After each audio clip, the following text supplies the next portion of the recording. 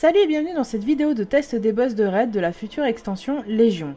Je vous présente aujourd'hui le combat contre Nitendra qui sera le premier boss que vous affronterez dans le raid du Cauchemar d'Émeraude. La vidéo présentée est un test sur la version alpha en mode mythique. D'après le codex, les sorts de Nitendra en mode mythique seront exactement les mêmes que dans les modes inférieurs, forcément ça piquera juste un peu plus. Avant de vous parler du combat, je vais vous parler un petit peu du boss. Nitendra était un membre du vol draconique vert, chargé de garder l'arbre-monde Shaladrassil. Quand la corruption de Xavius consomma Shaladrassil, elle toucha également le gardien ensommeillé. Nitendra n'est maintenant rien de plus qu'une version squelettique d'elle-même, grouillant de pestilence, prête à dévorer n'importe qui ou n'importe quoi qui serait assez fou pour pénétrer dans son antre. Le combat contre Nitendra se déroulera en deux phases. Pendant la première phase, intitulée le rêveur pestiféré, le boss va utiliser ses capacités et son énergie contre vous en vous infestant. Une fois qu'elle a consommé toute son énergie, elle s'effondre sur le sol et entame sa phase de cœur de l'essaim, en absorbant les flaques de sol contaminées, récupérant 5 points d'énergie chaque seconde. Au bout de 20 secondes, elle atteint son maximum d'énergie et reprend le combat en phase 1. Je vous propose maintenant de détailler les deux phases. Vous commencez le combat avec Nitendra qui ne possède aucun point d'énergie. Après quelques secondes, elle s'effondre et rentre dans sa phase de cœur de l'essaim. Comme elle n'a pas encore effectué de phase 1, elle n'utilisera pas toutes ses capacités, donc je vous propose de commencer par la phase 1 qu'elle commence 20 secondes après s'être couchée sur le sol. En effet, elle récupère 5 points d'énergie par seconde, donc il lui faudra exactement ce temps pour faire monter sa barre jusqu'à son maximum, c'est-à-dire 100 points d'énergie. Nitendra se relève donc au bout des 20 secondes et utilise ses capacités de première phase. Dans cette phase, la principale difficulté va être la gestion du dot infesté. A chaque fois qu'un joueur est touché par une source de dégâts de peste, il reçoit une charge d'infesté qui inflige des dégâts de peste toutes les 2 secondes. Le debuff se cumule et si vous atteignez 10 charges, la corruption de Nitendra prend le contrôle de votre personnage et vous devenez un esprit contaminé. Alors une fois en esprit contaminé, vous allez lancer régulièrement une propagation de contamination, donc histoire d'en faire profiter les copains, vous leur infligez des dégâts et en plus vous augmentez leur nombre de charges. Vous ne pouvez être libéré qu'au bout d'une minute ou en recevant un montant de dégâts suffisant.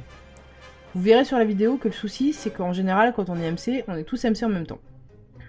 Donc que ce soit pour limiter les dégâts subis ou pour éviter d'être MC, vous devrez surveiller vos charges et ne pas atteindre le seuil de 10 jusqu'à ce que vous atteigniez la deuxième phase du combat qui vous permettra de déstacker.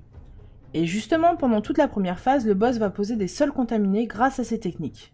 Ces zones vous infligeront des dégâts et bien sûr feront monter vos charges. Vous devrez donc faire attention où vous posez les pieds. A l'exception de la gestion des infestés, les techniques du boss sont plutôt basiques. Il s'agit d'un dragon, donc seuls les tanks doivent se trouver devant et personne ne doit se trouver derrière car ça l'irrite comme tout dragon qui se respecte. Et il claque régulièrement sa queue sur le sol en vous bumpant si vous vous trouvez en dessous. 2 fois pendant la première phase, Nitendra incante puis canalise un souffle contaminé. A chaque souffle, elle consomme la moitié de son énergie, c'est la raison pour laquelle vous ne devrez faire face qu'à 2 souffles pendant la première phase. Son souffle cible un joueur aléatoire et lance des nuées d'insectes venimeux dans sa direction en laissant en plus dans la zone des flaques de sol contaminées. Vous ne devez ni prendre le souffle pour éviter les dégâts et les charges infestées, ni marcher dans une des flaques de sol contaminées posées au sol. Vous avez 2 possibilités pour gérer au mieux ce souffle.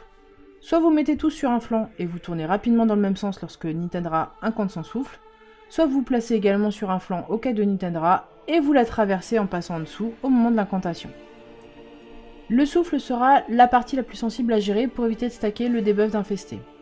De temps en temps, le boss affecte des joueurs aléatoires du dot pourriture. Chaque 3 secondes et pendant 9 secondes, les joueurs ciblés vont pulser et infliger des dégâts dans les 8 mètres autour d'eux. Les joueurs qui subissent des dégâts prennent forcément en plus des charges d'infesté. Donc dès que vous êtes ciblé, vous devez à tout prix sortir du raid et courir vers l'un des bords extérieurs de la salle. En effet, au terme des 9 secondes, le debuff crée une zone de sol contaminé à l'emplacement de la cible. Si vous la placez trop près du raid, vous limitez l'espace de combat, donc vous devez être réactif pour bien gérer la capacité pourriture. Enfin, la dernière capacité de cette première phase à gérer concerne les tanks. Il s'agit de la pourriture explosive. C'est un debuff que Nitendra pose sur le tank et qui au bout de 8 secondes explose en infligeant de lourds dégâts de peste à tous les alliés. Plus les alliés sont éloignés de l'explosion, moins ils subissent de dégâts. Donc le tank affecté prend ses jambes à son cou pour aller exploser le plus loin possible du raid. Attention, quelle que soit la distance à laquelle se trouve le tank au moment de l'explosion, les joueurs prendront quand même des dégâts, même faibles, et donc la charge de debuff d'infesté. De plus, plusieurs zones de sol contaminées seront placées à l'endroit d'explosion. Après son deuxième souffle contaminé, le boss n'ayant plus d'énergie se couche et rentre dans sa deuxième phase pendant 20 secondes. Pendant tout le temps pendant lequel elle se régénérait, Nintendra sur nos tests n'infligeait aucun dégât, elle se contentait de canaliser le cœur de l'essaim. Vous devrez donc maximiser votre DPS sur ce court laps de temps.